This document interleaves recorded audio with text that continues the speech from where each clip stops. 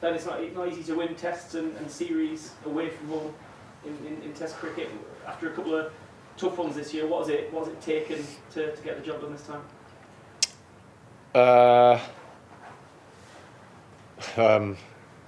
What's it taken? Well, it was to play the more sort of dominant cricket, I think, over the days that we've played so far. We've been in, this Test match in particular, day one being 40 for 4, to then end up, being here on the winning side on day 3 is quite phenomenal. So, our ethos of, particularly with the bat in hand, of thinking, we know we're going to have to absorb pressure at times, but, also understanding that, we need to put it back on them at some point as well. And I thought that was a great example on day one from Harry Brook and Ollie Pope. Unbelievable bravery and backing of their own ability, but also you need to have the skills to be able to play like those two did. We got bowled out in 50 overs, but we had 270 runs on the board, which was a good score on that day one wicket. And then we obviously had a lot of time left with the ball to be able to make some inroads into New Zealand batting lineup. And so scoring 270 and having 5 New Zealand wickets at the end of day one really set this game up for us. But a lot of that has got to go down to the way that Harry Brook and Ollie Pope took on the New Zealand bowlers, didn't allow their very skillful bowlers to run up and put the ball where they wanted to over and over and over again. So huge credit to the bravery that those two in particular took to take on the New Zealand bowling attack, which set the game up for us. Obviously, early this year, you made some changes to the team and you set it up in a different way with new faces. Are you starting to see that team deliver what you thought it would now and sort of look a bit different and a bit stronger? Well, look, I guess we've got some guys who are obviously inexperienced at some point, but and now have some unbelievable experience under their belts. And it's particularly with the ball. I think Bryden Cass, Gus Atkinson have been so good for us in the time that they've been out there playing for England. And again, like Chris Wokes has been top class as well. So when you have a bowling attack like we've been able to field in these first 2 games with the point of difference when it's required is massive for us. It's great to see the guys who we see having a very long future and being the sort of the main crop of bowlers for us going forward, doing really well and are being exposed to different conditions and obviously in different situations in games, and they always seem to put their hands up when it's required. And I've got a stat here for you. So you've captained the same number of games now as Mike Brearley, and you've won one more game than he did. It's pretty good company. Sweet. Chris, go ahead. Ben, you come back in the first innings of both tests, some pretty dodgy situations in the first innings, 20 off of 3. What does it say about the character of the team that you've come back and won both pretty comfortably? That we back ourselves to be able to go out there and change games, and we feel like there needs to be a bit of impetus put in it, in particular with the bat. The wickets out here, particularly early on in the Test matches, have had a lot in it. When you're exposed to the skill of Matt Henry and Tim Southey with that new ball, it's very, very tough. The top order have had it tough against those two at the top of at the start of the game, so the start of the innings. Those two are some of the most skillful bowlers that you're going to find out in these conditions. They know exactly what to do, how to bowl. Being under the cosh quite early on a few occasions, I'm just very proud of the way that we've gone out there and backed our ability and backed our way of thinking when we have been put under pressure. That let's go and put it back on them and see how they respond. Because as a bowler, you want to be able to run up and plonk it on length, plonk it on top of off stump over and over again. But sometimes when a batter's brave enough to take you on and try and knock you off that length, it's very hard to to still run up and commit to doing that. Harry Brook, a great example of that on day one, running down the wicket, hitting sixes over cover and then hitting the same ball, backing away and slicing it over point or over gully. And then they start bowling bounces, so it does work every now and again. In terms of the bowling attack, I mean, you lost Jimmy Anderson and Stuart Broad, two of England's greatest.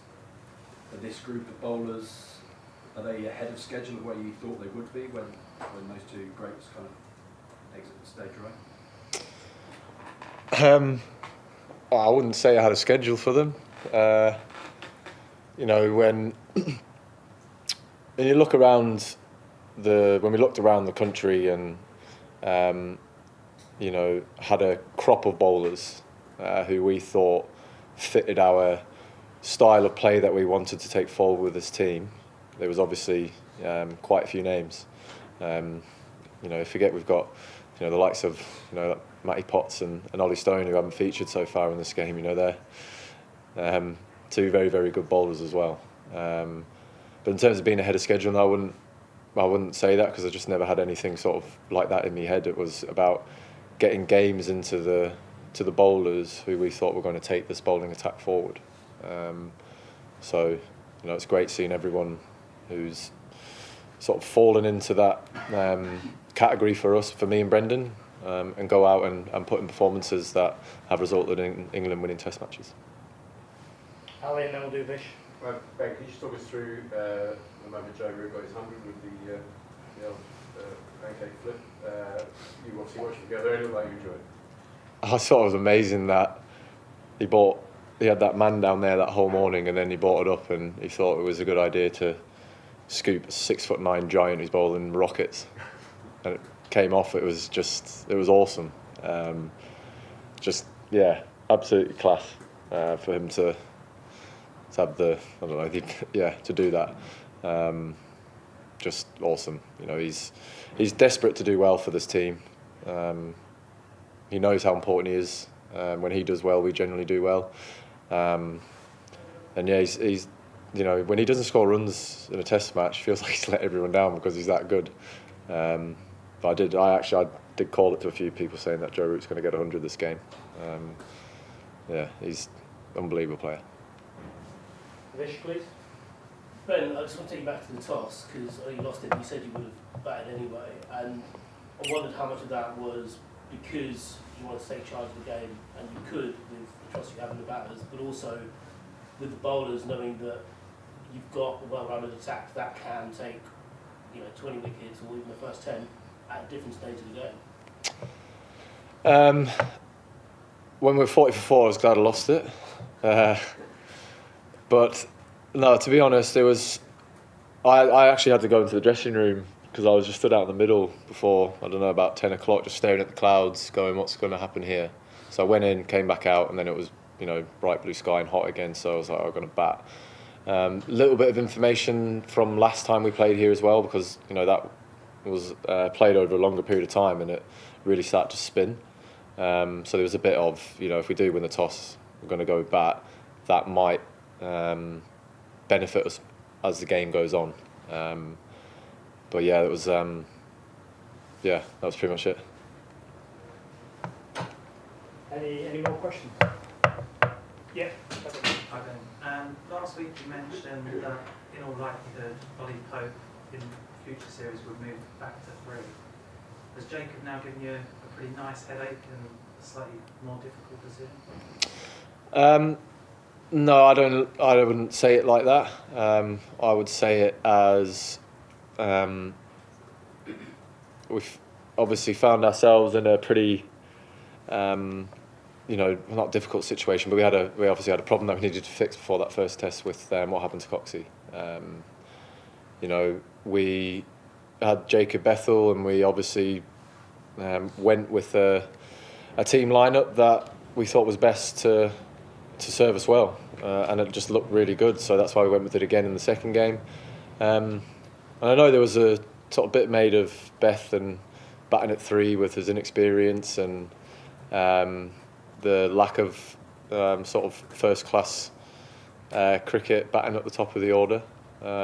Should we bat him lower down and ease him into the trials and tribulations of Test cricket. But you know, me and Baz don't think like that. You know, you give a young lad with so much potential and so much talent, you know, why not let him go out there and